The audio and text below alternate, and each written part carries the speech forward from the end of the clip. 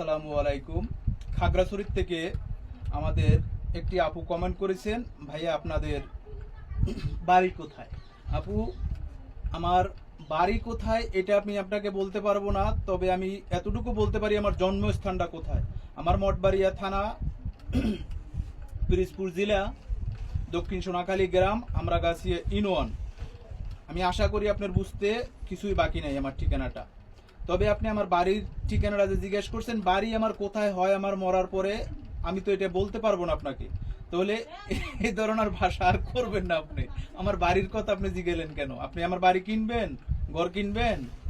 যদি কিনতে আপনি ইচ্ছুক হয়, তাহলে আপনি এখন আমার বাড়ি ঘরের সমস্ত তথ্য আমি ফুল ডিটেলসটা আপনাকে আমি দিলাম। আপনিও শান্তি থাকেন, আপনিও শান্তি পাইলেন। আর যদি কেনার হয়, তাহলে আপনি সরাসরি আমার ওখানে যাইয়া পুরো ডিটেলসটা জানিয়ে আসেন।